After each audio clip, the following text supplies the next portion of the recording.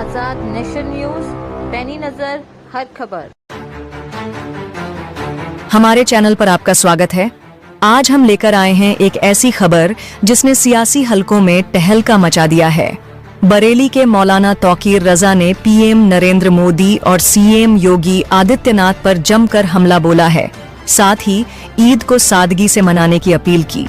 क्या है पूरा मामला, चलिए डिटेल में जानते हैं। पहले चैनल को सब्सक्राइब करें और बेल आइकन दबाएं ताकि हर अपडेट आपको मिले। मौलाना तौकीर रजा ने पीएम नरेंद्र मोदी पर सीधा निशाना साधा। उनका दावा है कि मोदी ने मुसलमानों के घरों में अपनी तस्वीर पहुंचाने के लिए 100 करोड़ रुपए खर्च किए। सुनकर चौंक गए ना? मौलाना इसे देश के धन की बर्बादी बताते हैं। वो कहते हैं ये कोई सौगात नहीं बल्कि सस्ता प्रचार है। उन्होंने सवाल उठाया, क्या कभी होली, दिवाली या किसी त्योहार पर हिंदुओं को ऐसी सौगात मिली? मौलाना का मानना है कि ये कदम न हिंदुओं को खुश करता है न मुसलमानों को। वो इसे तुष्टीकरण की राजनीति का हिस्सा मानते हैं। दोस्तों, क्या ये इल्जाम सही है? क्या ये सचमुच पैसों की बर्बादी थी? कमेंट में अपनी राय जरूर दें। तो नरेंद्र मोदी ने सौगात मोदी का कदम न उठाया होता। सौगात मोदी उन्हें इसीलिए करना पड़ा कि औरंगजेब करके पछता रहे थे। क्या मानते हैं सौगात मोदी? मैं कुछ नहीं मानता हूं। ये देश को गुलाम बनाने का, देश को भिखारी बनाने का काम किया जा रहा है। सौगात मोदी में मैं हिंदू समाज से पूछता हूं, कभी होली के मौके पर, दिवाली के मौके पर, किसी और खास मौके पर इन्होंने कोई सौगात? मोदी साहब तो अभी थोड़े दिनों के हैं, भारतीय जनता पार्टी दीपक के जमाने से बताइए आज तक कभी कोई सौगात हिंदुओं को दी गई हो तो बताइए। ये सौगात नहीं है, ये देश के पैसे की बर्बादी है। 160 करोड़, तकरीबन 160 करोड़ रुपया ये बर्बाद किया गया है सिर्फ इसलिए कि हमारा फोटो मुसलमानों के घरों घरों में पहुंच जाए। अपना फोटो पहुंचाने के लिए 160 करोड़ रुपए बर्बाद किए गए। अब बारी योगी आदित्यनाथ की। मौलाना ने योगी को कड़े शब्दों में लताड़ा। वो कहते हैं, आप धार्मिक होने का दावा करते हैं लेकिन पक्षपात करते हैं। मौलाना ने योगी से अपील की कि वो हिंदू, मुस्लिम, सिख, ईसाई सबके साथ बराबरी करें। वो इसे धार्मिकता का ढोंग बताते हैं और कहते हैं, आपके कामों में बेईमानी साफ दिखती है। मौलाना ने चेतावनी दी, ईश्वर आपके कर्मों का हिसाब लेगा। साथ ही हिंदुत्व के नाम पर मुसलमानों को कुचलने का इल्जाम लगाया। उनका कहना है कि ये नीति प्रदेश की शांति को खतरे में डाल रही है। दोस्तों, क्या योगी पर ये आरोप सही हैं? आप क्या सोचते हैं? माननीय आदित्यनाथ योगी जी से भी मैंने इसे कहना चाहता हूं कि आपने ईश्वर के नाम की शपथ ली है। आप तो धार्मिक आदमी हो, ईश्वर के नाम की शपथ लेकर अगर शपथ का सम्मान नहीं करता है, मान नहीं रखता है, तो काहे का धार्मिक है? आपने ईश्वर के नाम की शपथ ली थी कि किसी के साथ तासुब नहीं किया जाएगा, सबको बराबर समझा जाएगा। आप धर्म के नाम पर या तो आज ये कहिए कि आप सिर्फ हिंदुत्व के मुख्यमंत्री हैं, या ये कहिए कि उत्तर प्रदेश के तमाम हिंदू, मुसलमान, सिख, ईसाइयों के मुख्यमंत्री है। अगर सबके मुख्यमंत्री हैं तो आपको ये जो अन्याय कर रहे हैं, ये जो तुष्टीकरण की राजनीति कर रहे हैं, ये जो बेईमानियों की राजनीति कर रहे हैं, ये जो मुसलमानों को दबाने कुचलने की राजनीति कर रहे हैं, इस राजनीति से आपको परहेज करना चाहिए।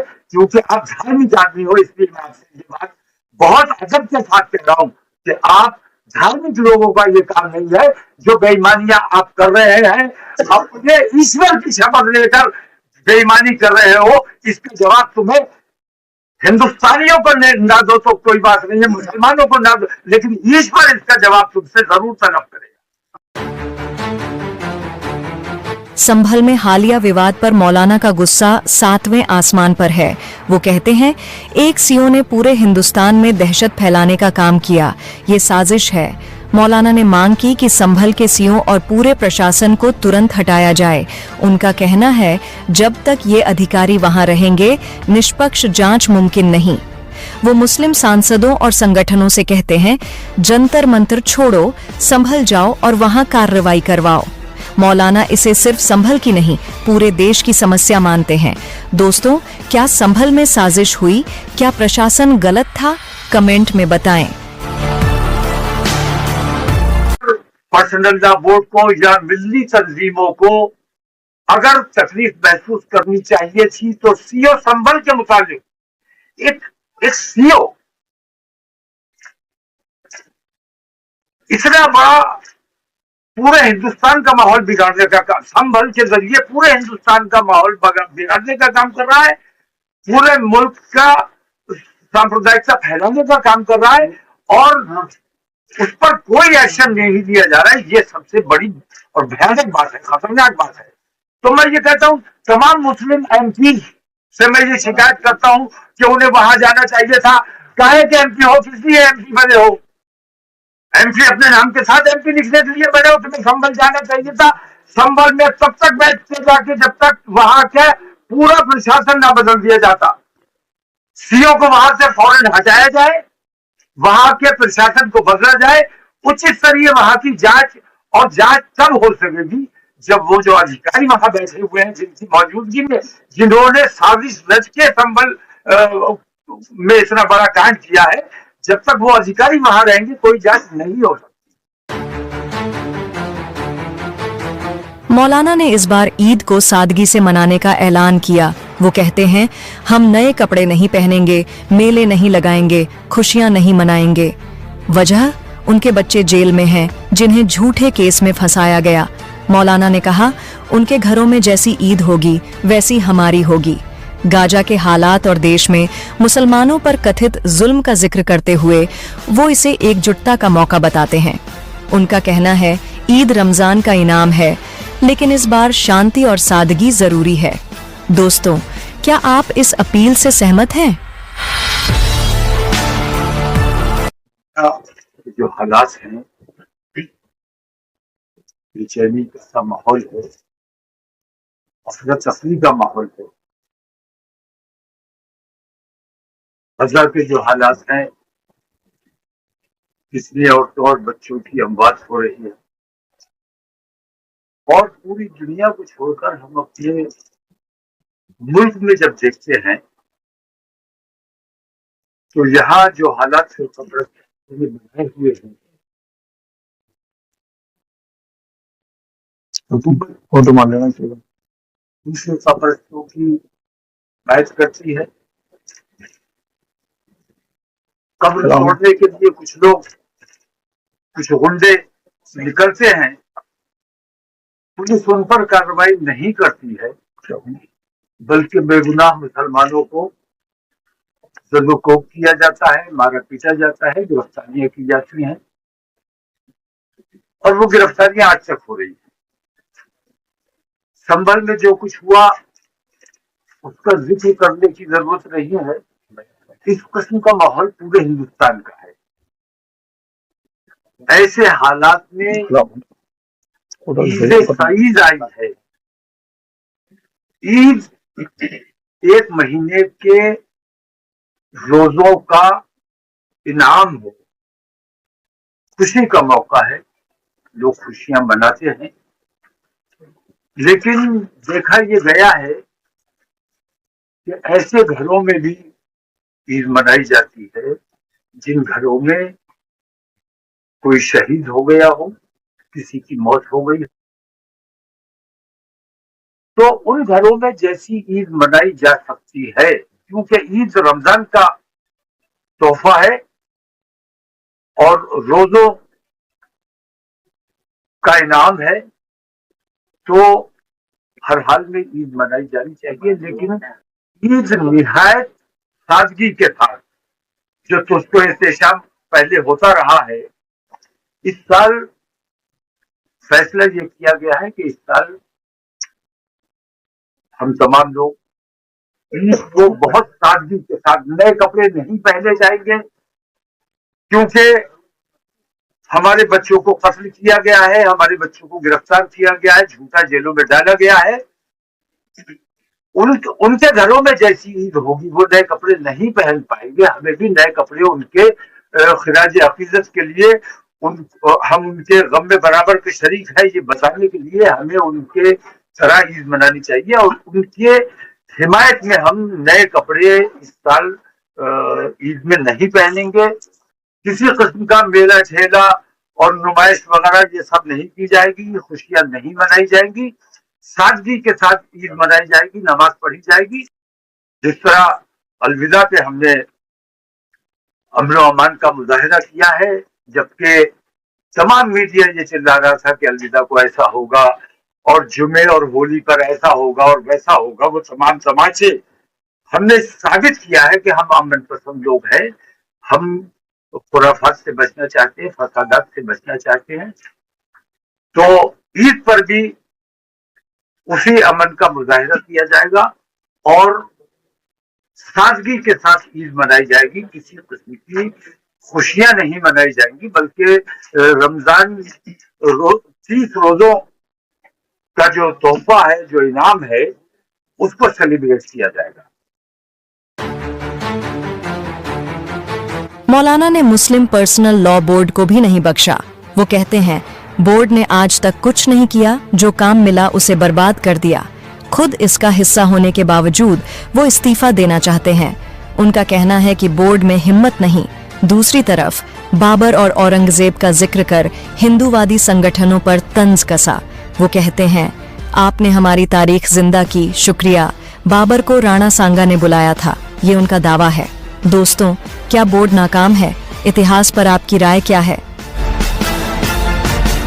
मुस्लिम पर्सनल लॉ बोर्ड ने अपने जन्म से लेकर आज तक एक भी कोई ऐसा कारनामा अंजाम नहीं दिया है। जो काम उन्होंने अपने हाथ में लिया है उसको बर्बाद किया है।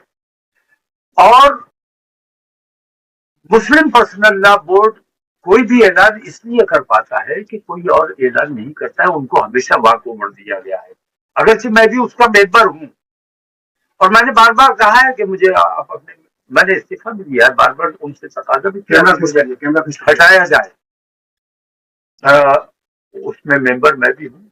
औरंगजेब का जिक्र बहुत इन दिनों चला और मैं बहुत इन हिंदूवादी संगठनों का मैं बहुत शुक्रिया अदा करता हूँ। औरंगजेब का जिक्र करके जो हमारे बच्चे हमारी तारीख भूल चुके थे, हमारे बच्चे हमारी तारीख को नहीं समझ पा रहे थे, उन लोगों को भी ये पता चल गया। उन्होंने भी समझा कि असल में औरंगजेब क्या है, उन्होंने भी समझा औरंगजेब को। और वो आम हिंदू जो इन तमाम चीजों को नहीं समझता था, नहीं समझना चाहता था, उसने भी आज ये समझ लिया कि बाबर असल में हिंदुस्तान आया नहीं था, उसको बुलाया गया था। और बाबर ने हिंदुस्तान पर कभी हमला नहीं किया। बाबर ने इब्राहिम लोधी पर हमला किया था, राणा सांगा के कहने पर। और राणा सांगा ने चूंकि उनके साथ धोखा किया, उन्होंने कहा था आप उधर से दिल्ली पर दबाव बनाओ, हम इधर से आगरा की साइड से दबाव बनाते हैं। राणा सांगा की कोशिश ये थी कि बाबर आए यहाँ, हमला करे, और जो वादा किया था वादा खिलाफी भी। उन्होंने आगरा की तरफ से हमला नहीं किया, सिर्फ उन्होंने ये चाहा कि ये दिल्ली को तहस नहस करे, लूटे और लूट के चला जाए और उसके बाद हम वहां कब्जा। लेकिन उनकी महाराणा सांगा साहब की इस वादा खिलाफी से नाराज होकर, वरना बाबर आया था, राणा सांगा के हवाले दिल्ली करके वापस चला जाता। लेकिन राणा सांगा ने जो उनके साथ धोखा किया, उस वजह से वो यहां रुका और फिर राणा सांगा पर हमला किया। तो वो हिंदुओं के खिलाफ नहीं आया था, हिंदुस्तान के खिलाफ नहीं आया था। मौलाना ने मीडिया को भी लताड़ा। वो कहते हैं अगर हालात बिगड़े तो मीडिया जिम्मेदार होगा। उनका इल्जाम है कि मीडिया सच दबाकर तमाशा बना रहा है। वो इसे देश के लिए खतरनाक मानते हैं। दूसरी तरफ शांति की अपील की। उनका कहना है ईद सादगी से मनाई जाएगी, मैं देश की खुशहाली चाहता हूँ। मौलाना ने मोदी और योगी से सभी वर्गों के साथ बराबरी की मांग की। दोस्तों, क्या मीडिया गलत है? शांति ही हल है? हाँ की गई है जी। ये मीडिया बड़ा तमाशा बनाता है। नहीं, मांग की जा रही है नवरात्रों में 9 दिन जो है, 9 सुनिए, जो है बंद रहेगा। ये प्रस्ताव है। मैं बता रहा हूँ, तो उसको क्या मीडिया ने ये कहा कि जुमा और होली एक साथ है, तूफान खड़ा हो जाएगा, फसाद हो जाएगा, कर्फ्यू लग जाएगा। कहां क्या हुआ? कहां क्या हुआ?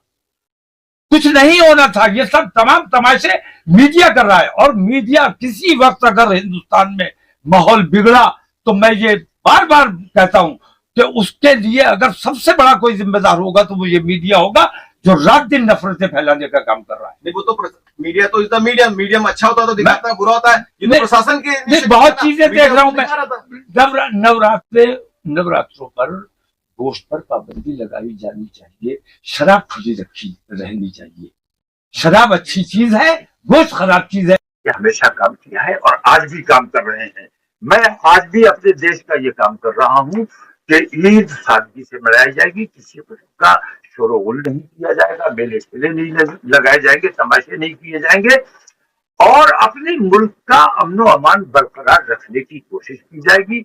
हुकूमत हिंद से और हुकूमत उत्तर प्रदेश से मैं ये मांग करता हूँ कि जो तरीका इन्होंने अख्तियार किया हुआ है, इस तरीके को इन्हें तब्दील करना चाहिए। नरेंद्र मोदी को चाहिए कि वो 140 करोड़ का अपने आप को प्रधानमंत्री समझे, किसी वर्ग विशेष या किसी समाज विशेष का प्रधानमंत्री ना समझे। और माननीय आदित्यनाथ योगी जी से भी मैंने ये कहना चाहता हूं कि आपने ईश्वर के नाम की शपथ ली है, आप तो धार्मिक आदमी हो, ईश्वर के नाम की शपथ लेकर अगर शपथ का सम्मान नहीं करता है, मान नहीं रखता है, तो काहे का धार्मिक है। ये था मौलाना तौकीर रजा का पूरा बयान। विवाद, आरोप और शांति का मिश्रण।